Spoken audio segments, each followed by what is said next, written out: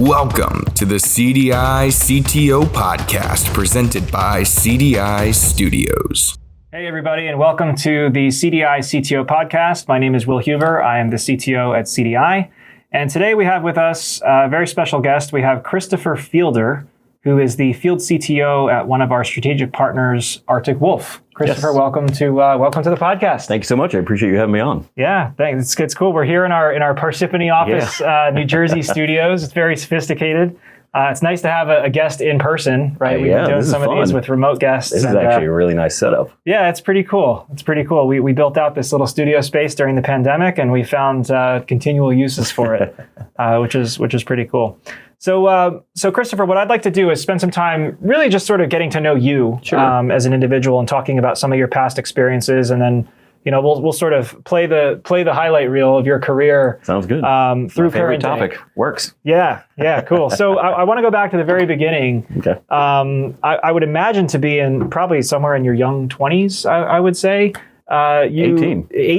18. So at 18 years old, you enlisted in the United States Air Force. I was actually 3 weeks past walking the stage at graduation from high school. Wow. And I joined the Air Force. Yeah. And did you know you wanted to do that, or was that sort of a spontaneous thing? Situations, being a teenager, it was kind of that was my path. Yeah. So that's what I did. Hey, well, it sounds like it set you up well. You're obviously doing very regrets. well now. I've got no regrets. It's been awesome. So interesting fact, right? It looks to me like you, based on my research, you joined the Air Force what looks to be about exactly 1 month before 9/11, 2001. It was about 5 weeks. 5 weeks. Yes. Tell me about that. Like that had to have been a massive shock. So that was interesting. So when I went into the Air Force, 2001, I went in delayed entry, and the idea, everyone I talked to was like, I'm going to the Air Force. They were like, that's really smart. Nothing's going to happen. You're going to coast straight through. We're not going to go to war again. It's going to be fine. Yeah. And then I was sitting it was field week. So we were out in tents, field exercises. And I was sitting in anti-terrorism class. And one of the drill sergeants comes like busting into the back door and he goes, 2 planes just hit the World Trade Center. We're under attack. And we're all sitting there going, yeah, so this is an exercise. We just learned how to put our gas mask on. We know what's going on. And he's like, no, seriously, this is real. Right. And we kind of like, okay, well, let's see. And then he puts a VHS in. So that tells you how old this is. He puts a VHS in. He's like, no, watch the video. And the video didn't work. It was just static. And we were like, okay, they're really taking this prank/exercise far. And it wasn't until they put us on the buses and put us back in the dorms and we were on lockdown that we went, oh, this is real. And you were in Virginia somewhere? Where were you physically? No, I was in Lackland Air Force Base in San Antonio, Texas in basic training. Okay. Yeah, and we started off with 5 drill sergeants. 4 of them got activated because it was real, and we ended up with 1 drill sergeant, and it was, wow, this is a real situation. Wow. Yeah. What a time that must have been. I mean, now in the Air Force, you were actually in the security space, right? That was your job. So tell me about what you were doing. Sure. In the Air Force. So when I went into the Air Force, I was like, I'm going to go and get college, and I'm going to, have a lot of fun. So I actually went in. It was like, I talked to the military entrance processing MEPS person, the job liaison. And he was like, what jobs do you want? And so I filled out a form that said my top 3 jobs are I want to be journalism, radio broadcasting, or photography. And he looked at it and he went, that's cute. Cybersecurity. Yeah, but looking at your background here, we got this cybersecurity. Well, there wasn't really a cybersecurity job so much at the time. So it was kind of a catch-all of IT, cryptography, and security. Okay. And what I learned very quickly was, remember 2001, 2002, was everyone wanted to be a CCNA. Mm-hmm. It was all like networking, Cisco, like this is where people want to go. Yep. And what I learned was find the job nobody wants to do and do it really well. Yeah. And nobody really wanted to do like the cryptography, encryption, security aspect. So it's like, sign me up, I'll do it. Well, how that's changed, right? Yeah, nobody wanted that job. Now, it's a crazy field, right? Yeah, it's changed a lot. For good reason. And what I learned at the time too was, if you've got a room that's got 10 CCNAs in it and 1 person that does crypto, guess who's indispensable in that situation? Yep. So that's right. Very cool. So you spent, I think, 4 years in the Air Force, and then you moved in or transitioned to a role with the CIA. Yes. So you go from the military to the intelligence world. Yes. also in a cybersecurity focused role. Yes.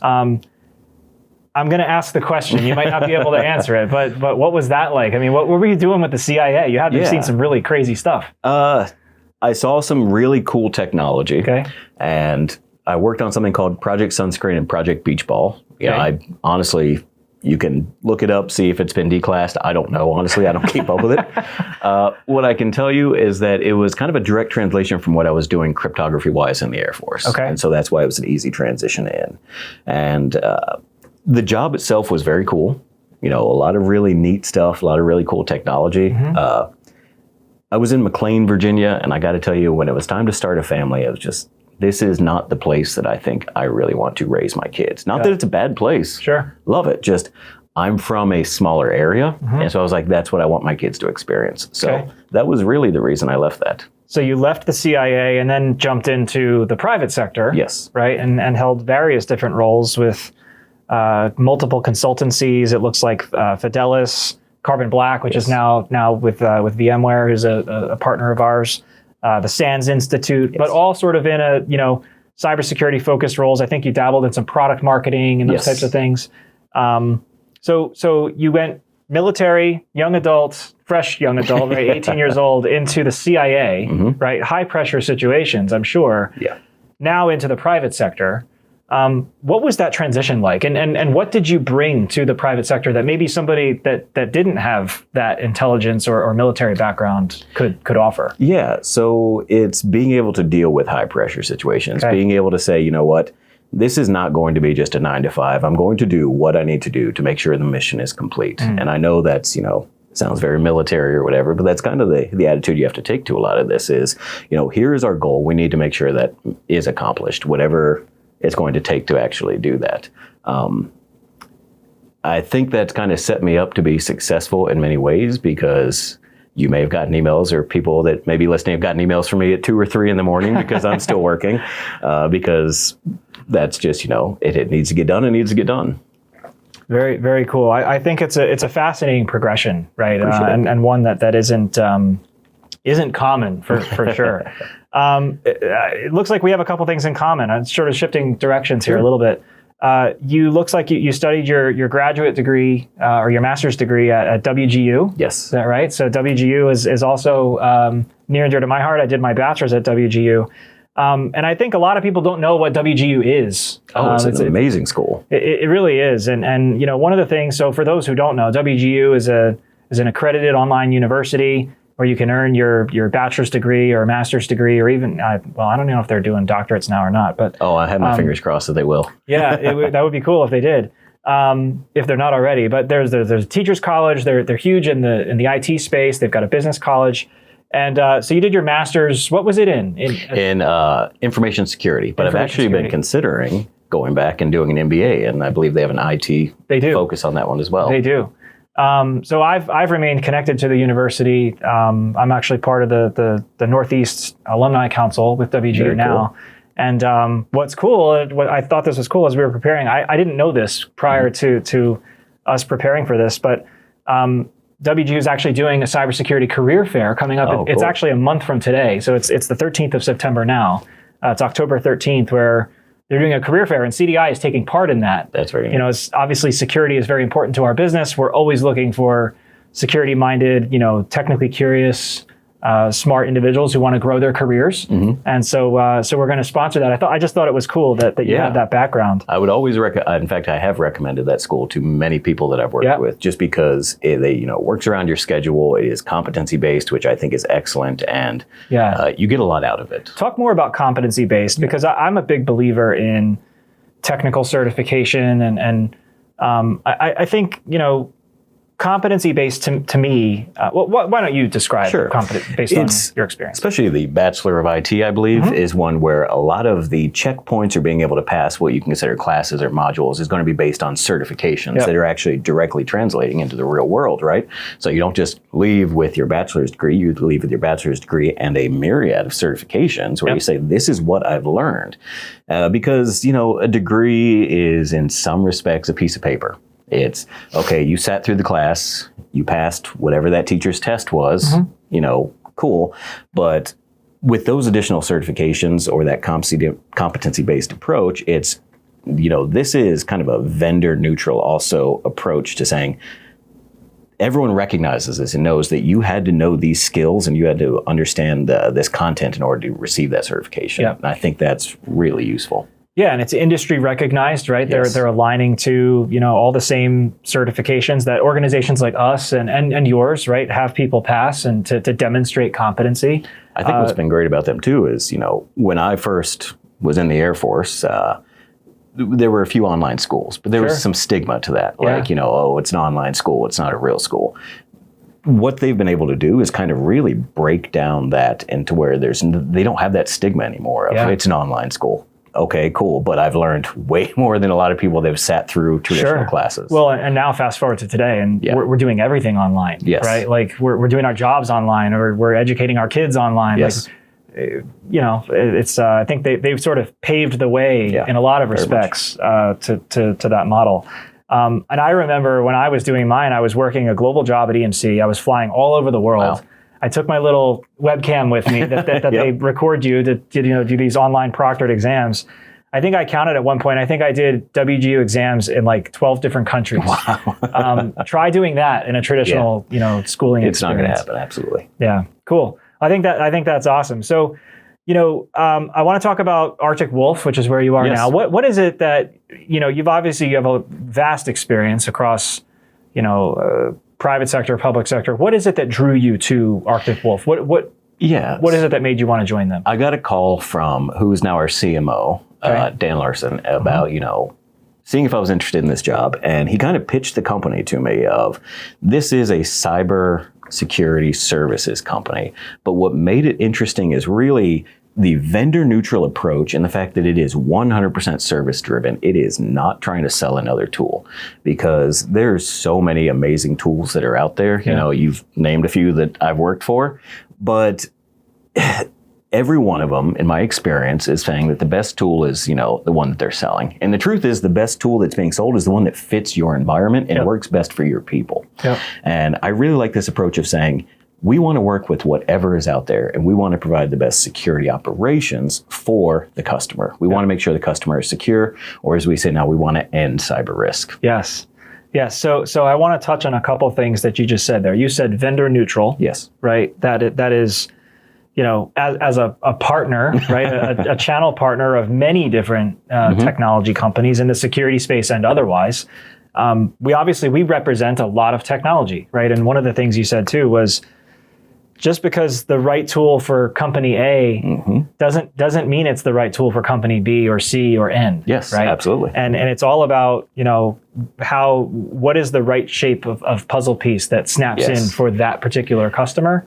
I love that approach. Yeah, because I got really, I'm going to be honest, I got a little frustrated with, working with some vendors that are out there that would always try to stick a square peg in a round hole. Yep. And that's not the case. They need to take the approach of saying, what is best for this customer? Because I feel that we're really all on the same team of, we're trying to stop, quote, bad, right? We're trying to stop the next attack from happening. And that's going to require the right tools, which are the right ones for that customer. Very cool. Very cool. So you've been at Arctic Wolf now, what, 2.5 years? About 2.5 years. Okay. So at the beginning of your tenure with Arctic Wolf, what was your first job there? Because I think it's changed a little bit. Yes. Right? We'll get to the field CTO bit, but Sure. Where did you start? Sure. I came on as a director of product marketing from my previous experience as a product marketer with Fidelis, the company I was with. And I really enjoyed it, but it wasn't quite what I saw as me wanting to do in the long term. Like, I love it. And I also started to work with, somebody I'm going to name drop here. I started to work with a coworker named Matt Trushinsky, who is the senior director of product marketing at Arctic Wolf now. Okay. And he showed me what a real product marketer should be. He was amazing. And when he, came on board, I was like, yeah, you've got this. Maybe there's something else. Time for me to go do something else, right? Exactly. Hey, that's great. I think, recognizing where maybe somebody else can make an impact and finding something else to do, that's an admirable trait, I think. Speaking of marketing, right? Maybe I don't know if we can pull it up. I think this is. We've done a lot of creative marketing with our partnership with Arctic Wolf. In fact, you can see there on the screen, we just pulled up. We did a customer event where we went to a brewery and we created this beer. It's the CDI Arctic Blonde. It's actually a picture of it in my kitchen. I maybe took a few of those from the fridge at the office that I wasn't supposed to take. But it's been a great partnership, honestly. I think the marketing is great. The service and the platform stands on its own. We love the sort of vendor neutrality aspect there. So we appreciate that partnership. No, for sure. It's been great, and I think that is so cool what you were able to do there. It's always fun. We're always looking for creative ways to do things that are customer facing and fun, and also support the mission, so to speak. Cool. So fast forward to current day, right? So you're in product marketing. You brought in this guy Matt, who is a great product marketer, and maybe you hand the reins to him. What are you doing now as the field CTO? Yeah. What does that mean to Arctic Wolf? Because I find it's a little different depending on whether you're at a vendor company or... It is. So I actually took the position over from somebody I consider a mentor. So he's kind of well known in the industry. His name is Ian McShane. He's now our VP of strategy. Okay. But what I do day to day is very much, a mixture of events like this, but also research and being able to work with customers in a way where it's like, well, what problems are you facing? And based on my experience, what can I help you overcome? Yeah. When it comes to research, there's a lot of things that are out there that I'm like, well, there are no statistics or there are no numbers or information on that. Let's put some time and effort into that. So we're able to do kind of a trends report of where do we see cybersecurity going based on what's happening right now. We're about to put out another report that I've been working on, which is on compliance, right? And what's going on in the world of compliance when it comes to cybersecurity, because there's a misconception that being compliant is secure, and being secure is compliant, and they are very different worlds. Sure. And so we're finding some very interesting things, like, we found that less than half of organizations out there employ anyone full-time for compliance. They kind of say, hey, compliance is, we'll get around to it when we can. We'll do the best we can. And that translates to us because with our concierge security approach, we're able to say, if you need assistance with compliance, whether that's helping to identify reports or what compliance you fall under, we can absolutely do that as well. So we can help you where you need. Very cool. Very, very cool. So you mentioned you spend a lot of time with customers. Yes. And you look for pain points. You look for where are we struggling. You mentioned compliance and those types of things. What other trends are you seeing out there? Like what are the chief complaints or the market conditions? I think that where Arctic Wolf can ultimately step in and help customers solve challenges. So there's a few there. One is being vendor neutral, also holistic into what we look at for telemetry. Unfortunately, some customers or some individuals that are out there, some organizations can fall into the trap of saying, I just need one thing to really help solve my problem, right? Sure. They think there's this silver bullet or magic pill or Exactly. Or a really good endpoint tool. Yep. A really good endpoint tool will solve my problems, and that's all I need for security.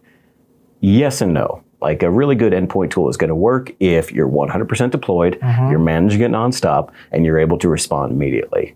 But those are very difficult conditions to get to. Sure. So we also say we need to look at the network, we need to look at your cloud resource, especially with the cloud adoption rate.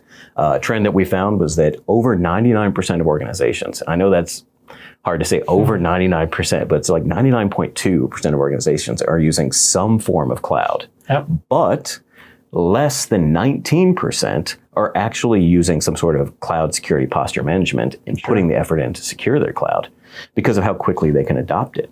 And that is a major security gap, like visibility that they're not getting in areas where they're probably getting, unfortunately, compromised. Yep. So we're trying to step in and cover that area as well and help with those issues. Got it. So, with that, with cloud, I think we've seen a lot of sort of early adopters, and it's easy. And when it's easy, sometimes you circumvent process, or maybe you don't have the education that you need to properly cloud, right? In air quotes.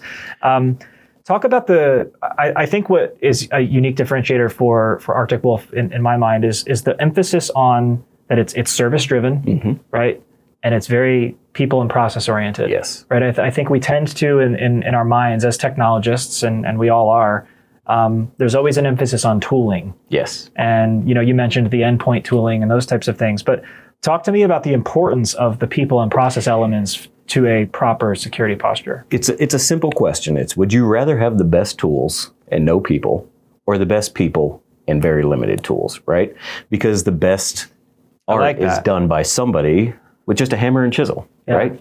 Like amazing sculptures. So really good, talented people need to be the foundation of your security program. And that's what we're able to provide. Not saying it has to be this particular technology stack. It has to have these things involved. No, let's get our concierge security team in there. Let's get our triage team in there. Let's identify what's going on. We can use our visibility capabilities to start to help you. And then you can build your security posture and your security program off of that. And I think that's going to give you the strongest foundation, because if you go in just going, I'm going to put millions of dollars into this tool stack and have no money left over to hire the right people, it's all going to come falling down. Or I'm 20% deployed. Or exactly. Right. And we've seen this in the past. I hope you don't mind me saying, but there was a very large breach at a retail vendor a few years ago. You may know who I'm talking about. And when they did a post-mortem of that incident, what they found was that the alert existed in the tools that saw that this occurred. But they didn't have people they were able to respond to at the time, and it was a massive breach. So by coming in and saying, we want to operationalize this and we want the people to be the foundation of your security posture, we can prevent things like that from happening. Yeah, I love that. I think it's a great approach. Let's flip directions a little bit. Talk about the channel. Sure. Obviously, we're a channel partner of Arctic Wolf. We represent your technology, and what is it in your mind as the field CTO, right? You're out there, you're visiting a lot of customers. I'm sure you're supporting the sales teams a lot. What value does the channel bring to you, right, and to your organization? So we work with amazing channel partners. We are 100% channel, and I did love that about joining Arctic Wolf as well. I love it too, of course. But it helps us, to stay focused on the service. To say, you know what, we know our strengths. We're going to keep playing to our strengths, and in anywhere where we may need some additional assistance, whether it's helping to build out a technology stack, or if there's an area of service that we don't provide, we have these amazing partners able to step in and say, well, we can help you to cover any of those gaps. We can help get them where they need to be. We don't need to feel like we need to push a certain set of technology, because we have our partners that understand that customer, understands their pain points, and then can say, this is who we worked with, this is who we like, this is who we think would work for you. And guess what? Arctic Wolf works with them as well. Love it. I love it. Give me your best, pretend I'm, mom or dad or grandma or grandpa. Give me your Arctic Wolf elevator pitch. Oh, if you're mom or dad or grandpa, I'd say, do you know how you're always calling me asking for help? That's what you're doing with Arctic Wolf. Okay. If you have any kind of issues with, security or questions or really anything, that's what we're here to do. And another easy way I kind of describe it to people is we use this term concierge security engineers. And when people go, well, what does that actually mean? I'm like, well, okay, if you were to put the money into building your own security operations center and hiring all the people that you need, you should be able to stick your head in that door of the SOC and go, I need this report. I need to understand where we stand here. I need to understand what it looks like from our, defense position, and get that. And that's exactly what you could do with this team. What do you get is, well, what do you need? Awesome. What do you need? How can we help you? Elevator pitch, that is, let's see here. I'm trying to remember how we say this. We are a vendor-neutral security operations platform that is delivered through concierge security. I hope I said that the right way. Love it. Love it. Very, very good. All right. Any last words? I guess I'll leave you the opportunity to maybe direct people for where they can go to learn more about Arctic Wolf.